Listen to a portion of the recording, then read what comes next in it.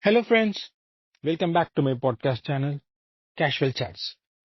Today, I wanted to share with my listeners something that I feel is really important in all of our careers, and that is effective communication. Regardless of the field that we are in, it is really important quality that everyone has to work upon. The reason behind developing an effective way of communicating is pretty simple. You would need a possible medium to communicate what you think in your mind. And that would be possible only if you have an effective way of communication. In today's quick fire corporate world, most of the communication happens through emails and rapid meetings. So you only have a very limited time given to you to express your thoughts, ideas, or plans.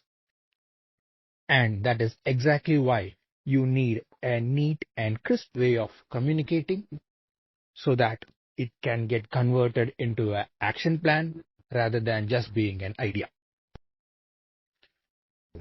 Today, communicating in English has become more of a pretty basic skill. Whichever location that you are in or whichever profession that you are in, if you can talk well in English, it certainly adds an advantage for you over your competitors. I feel that the way we communicate today in English depends completely on the experiences and the opportunities that each one of us have faced in our lives. I would probably categorize all of us into three major groups. One, people who know the language well and are able to communicate well. Two, people who know the language well but are hesitant to communicate.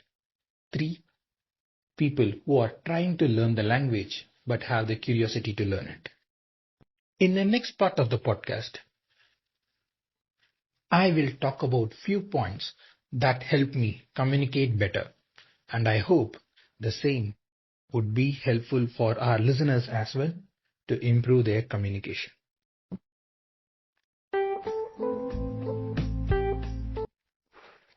The first point that I would like to talk about is exposure. Even though I did my schooling in an English medium school in a city, it was a period when talking in English in the school was considered a part of showing off. And this was a primary excuse for most of us to never even attempt to try communicating in English during our school days. I was always pretty good at writing essays and stories, but when it came to speaking, I was terrified of it and was not even able to properly form a sentence. It was not until my first year of college I picked up the courage to participate in a intra-class debate. Even though it was just a time pass debate, it was a time that I understood how much terrified I was about speaking in public. I was at a point where I knew the language, but I was afraid of speaking it out. After college, with a little practice, I was able to clear an interview and get into a good MNC. The first few years of my corporate life was pretty good. I think it was my third or fourth year in the corporate when I was asked to travel to a different location to train a group of freshers who had just joined it. This came as a shock to me. I am going to a new place where I do not know the local language but will have to train a group of people with whom English would be the only mode of communication. Unable to say no to the opportunity, I had to accept it. And it was this 5-day training that changed my perception on who I was. That definitely was a hard week. This uncertain exposure was the time when I grew multifold in confidence levels of what I can do. For people who think they know the language but are not sure about talking it in public, I would request you to go and explore yourself. These exposures, good or bad, will definitely help us grow multifold in terms of communicating effectively. The second thing that I wanted to talk about is do your basics right. When we think about doing anything in our life, it is pretty important that we always focus on the basics. In this scenario, to communicate effectively in a particular language, it is pretty important to understand and do the basics to learn that language well. I would say reading and writing always would be the two primary pillars of learning any language. To effectively communicate in English, it is pretty important that we start to read a lot of content that gets published in proper English. For example, in today's world, we have a lot of books, e-books, blogs, newspapers, and a lot of content which is available both physically and on the internet that each one of us can read through. Reading these contents that are available predominantly gives us two things. One, it gives us the knowledge about the things that we have read about. Two, it's a real life example on how to frame your sentences better.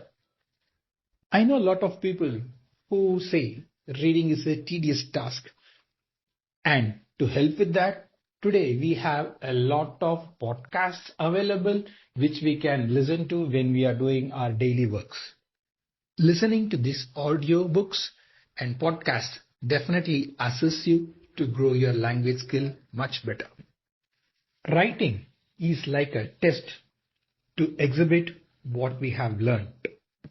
When we feel we have learned something about the language through the reading and listening that we have performed over the period of time, writing helps us evaluate what we have.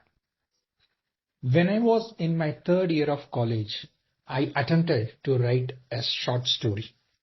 Today, when I go back and read the story, I have a smile on my face about the content that has been created, but I would also be proud about the way that I had written it. When you write something, you just let your creativity juice flow through. And when you read it back or give it to your friend to read, it will tell you how much you have grown on communicating what you have intended to communicate. The last point that I wanted to express about is practice. In my second company, I was deployed in a location which was away from home. Again, I did not know the local language, and people in my team were from all over the country, so English was the only means of communication. This 1.5 years of time that I spent there was a great practice period for me. The moment I step out of my home, be it to go to office or for shopping, the only way that I can communicate with the people around was in English.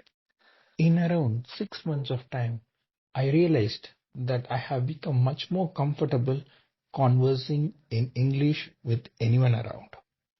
I had such a confidence when I spoke, and that established my presence in the areas that I was in. As the saying goes, practice makes a man perfect. Try to talk with people in and around you in English whenever an opportunity is available. This will increase your confidence, eventually making you an effective communicator. Thank you for your time in listening to this podcast. I would love to hear your feedback in the comments. If you like the content presented, click on the like button and subscribe for more such podcasts. See you soon on my next podcast. Until then, this is Prem signing off.